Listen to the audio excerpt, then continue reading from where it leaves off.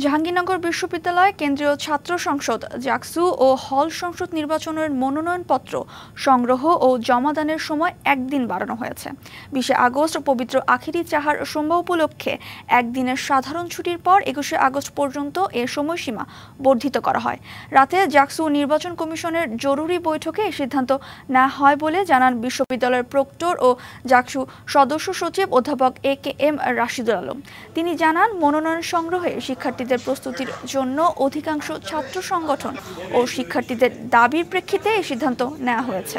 নতুন সময়সূচি অনুযায়ী 21 আগস্ট দুপুর 2টা পর্যন্ত মনোনয়নপত্র সংগ্রহ ও বিকেল 4টা পর্যন্ত মনোনয়নপত্র জমা দেওয়া যাবে।